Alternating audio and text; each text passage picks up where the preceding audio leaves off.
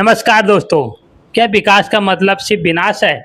उत्तराखंड के ऋषिकेश में 7 मोड़ के पास लगभग 3000 से 4000 हरे पेड़ साल के पेड़ काटे जा रहे हैं।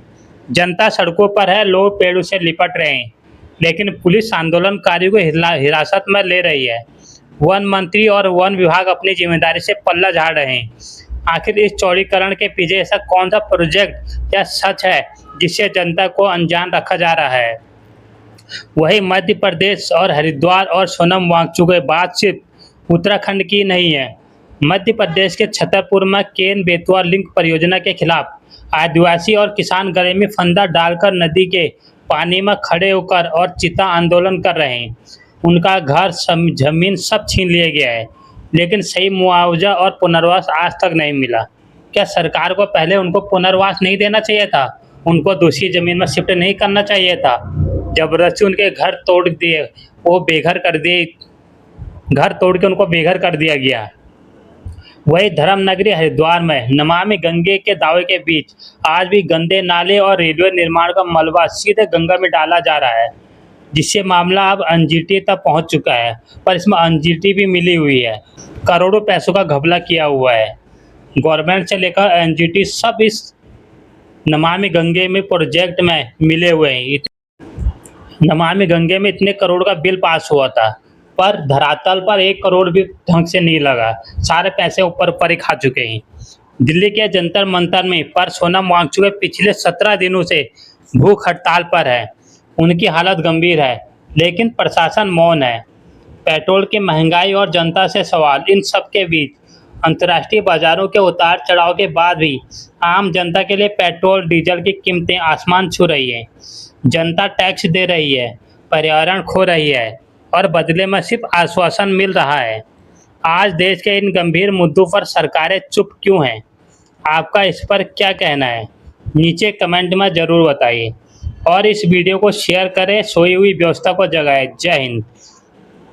और देश की राजधानी दिल्ली के जंतर मंतर में भी एक बड़ी जंग चल रही है। लद्दाख के मशहूर शिक्षा सुधारक और पर्यावरणवादी और वैज्ञानिक सोनम वांगचुक पिछले 17 दिनों से केवल पानी पर अनिश्चितकाल भूख हड़ताल पर बैठे हैं। उनका वजन 8 किलो से ज़्यादा घट चुका है और हालत बेहद नाजुक है। नेट पेपर लीक और जवाबदेही, सोनम वांगचुक सरकार से क्या मांग रही है? युवाओं के भविष्य और शिक्षा व्यवस्था में सुधार।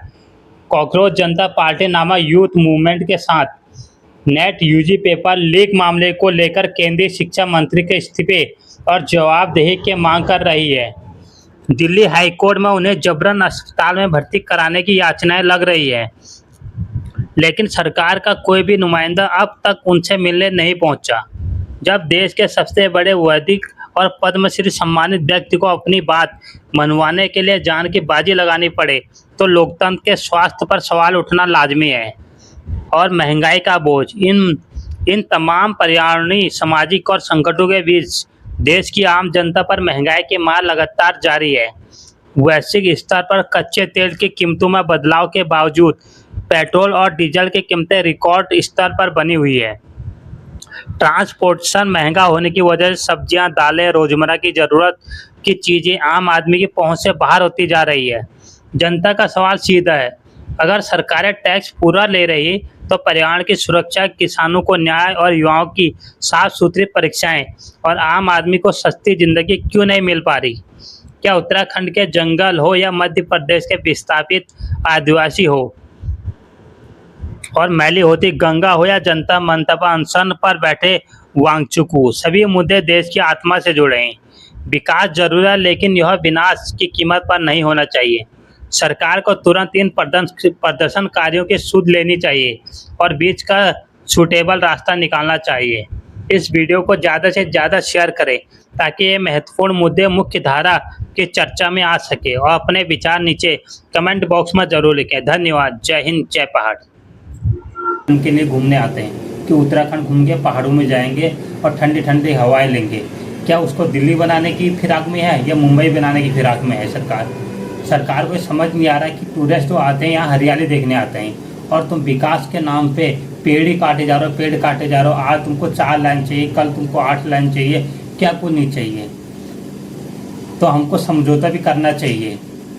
अगर जहाँ ट्रैफिक इतना ट्रैफिक एरिया भी नहीं है जहाँ पे इतने सारे पेड़ काटे जा रहे हैं। इतना चौड़ीकरण के नाम पे इतना हो हल्ला हो रहा है वहाँ पे। सरकार अपनी मनमानी कर रही है, माने कब तक चलेगी?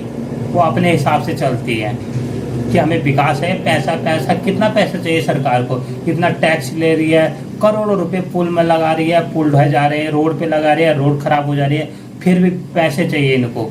टूरिस्ट आएगा, पैसा बढ़ेगा, और पैसा एक कहाँ जा रहा है? ये अपनी तिजोरियाँ भर रही और अपनी राजनीति चमका रही हैं और कुछ नहीं। इस बार बदलाव करना है। जैसे एप्पल हर साल अपने आप को अपग्रेड करता है, तो हमको भी 5 साल में अपग्रेड करना पड़ेगा। हम एक ही पार्टी के भरोसे नहीं रह सकते। मैंने एक वीडियो बनाया जिसमें हमारे उत्तराखंड के 4 मुद्दे हैं। अगर जो सरकार 4 मुद्दों पे काम करेगी, हम उसी को वोट देंगे। गांव-गांव में लोग बीजेपी कांग्रेस करके झगड़ रहे हैं और वर्षों तक बोलते भी नहीं, आपस में बातचीत खत्म हो जाती है।